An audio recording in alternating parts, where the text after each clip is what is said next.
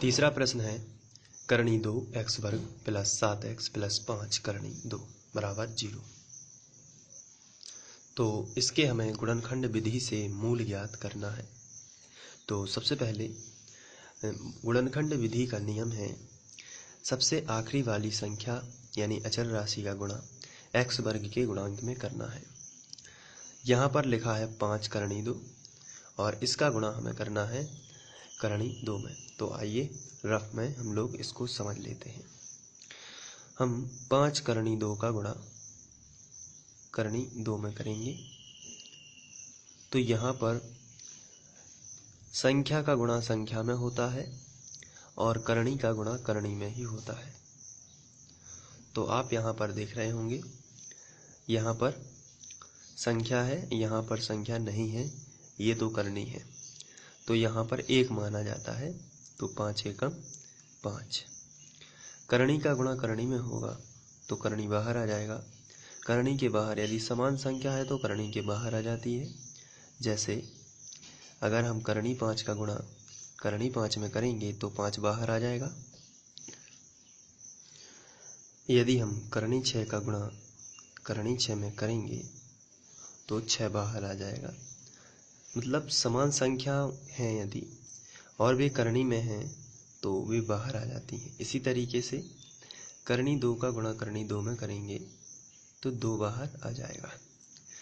तो संख्या का गुणा संख्या में किया 5 एकम 5, करणी का गुणा करणी में किया तो 2 बाहर, और 5 और 2 का गुणा किया तो 5 दूनी 10। तो अब यहाँ क्वेश्चन में आपको देखना है, यहाँ इसका गुणा इसमें करने पर 10 प्राप्त होता है, इसका गुणा इसमें करने पर हमें 10 प्राप्त हो रहा है। तो अब आपको ऐसी संख्याएं खोजनी हैं जिनका गुणा 10 हो लेकिन जोड़ना घटाना वो हो 7, लेकिन गुणा कितना आना चाहिए 10, जोड़ना घटाना 7। तो ऐसी संख्याएं हैं, हम लोगों ने ऐसी संख्याएं खोजी जिनका गुणा 10 होता है। तो सबसे पहले 10 एकम 10, दूसरे नंबर पर आता है 5 दूनी 10। ये वो संख्याएं हैं, लेकिन यहाँ पर हम पाते हैं कि 10 और 1 में 7 ना घटाने से आएगा ना जोड़ने से आएगा, लेकिन 5 और 2 में जोड़ने से 7 आ जाता है। इसलिए हमारी संख्या होंगी 5x व 2x। तो हमने संख्याएं चुनी 5x व 2x। तो आइए अब इसको सॉल्व करते हैं। तो सबसे पहले हम इसी को लिख लेंगे, इसके बाद हमने जो संख्याएं चुनी हैं हम उनको लिख लेंगे। सबसे पहले करणी 2x वर्ग, फिर हमारी संख्याएं थी 5x और 2x, तो हम दोनों को लिख लेते हैं। यहाँ पर 5x प्लस 2x प्लस 5 करणी 2 बराबर 0। तो यहाँ पर हमने दोनों संख्याओं को लिख लिया है। अब आगे बढ़ते हैं, यहाँ से हम उभयनिष्ठ निकालेंगे दोनों में से। तो यहाँ पर करणी 2 है लेकिन यहाँ पर करणी 2 नहीं है, और यहाँ पर 5 है तो यहाँ पर 5 नहीं है, लेकिन यहाँ पर x है और यहाँ पर भी x है। इसका मतलब ये है कि हम x को कॉमन निकाल सकते हैं। यहाँ पर केवल 1 x है, यहाँ पर 2 x हैं। इसका मतलब हम 1 x को तो कम से कम कॉमन निकाल सकते हैं। जैसे ही हम यहाँ पर x कॉमन निकालेंगे तो हमारे पास बचेगा √2 यानी करणी 2, और 1 x बाहर निकल गया तो 1 बच गया प्लस। इसी तरीके से हम यहाँ पर 1 x बाहर निकालेंगे तो बचेगा 5। अब यहाँ पर देख लेते हैं, यहाँ पर 2 यहाँ पर है लेकिन 2 यहाँ पर नहीं है, लेकिन करणी 2 यहाँ पर है और करणी 2 यहाँ पर है।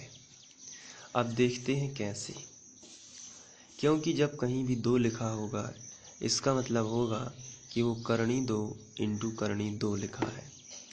कहीं भी 3 लिखा है इसका मतलब है कि वो करणी 3 इंटू करणी 3 लिखा है। कहने का मतलब ये होता है कि जब भी कोई संख्या है तो उसे 2 बार करनी में लिख सकते हैं। तो यहाँ पर करनी 2 है, तो यहाँ पर भी करनी 2 है। ये जो 2 लिखा है ये करनी 2 इंटू करनी 2 के रूप में लिखा है। तो यहाँ पर हम सबसे पहले क्या करेंगे कि √2 जो है उसको भाइनिष्ट निकाल देंगे। तो यहाँ पर एक रूट बच जाएगा, क्योंकि ये जो 2 थे ये 2 बार लिखे थे, इसलिए एक यहाँ पर बच जाएगा।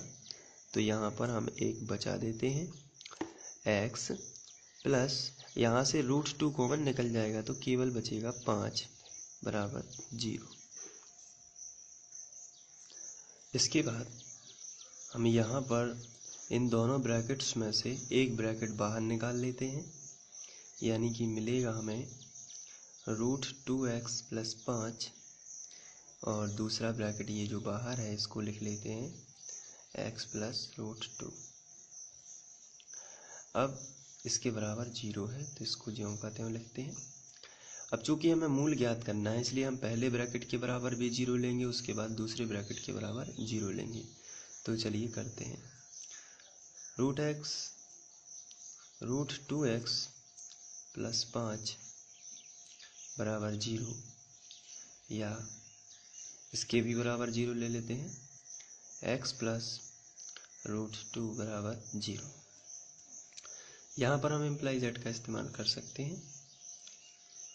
इसके बाद ये प्लस का 5 इस तरफ आएगा तो माइनस का 5 हो जाएगा। तो हमें मिलेगा √2x बराबर -5। यहाँ भी प्लस का √2 उस तरफ चला जाएगा तो माइनस का √2 हो जाएगा। इसके बाद ये गुणा वाली संख्या है और गुणा वाली संख्या हमेशा बटे में जाती है। तो x बराबर मिलेगा -5 बटे, ये गुणा में है इसलिए बटे में भेज देते हैं इसको, या x बराबर हमें मिलेगा -√2। तो यहाँ पर हम 2 शून्य निकाल सकते हैं। तो ये क्वेश्चन आपको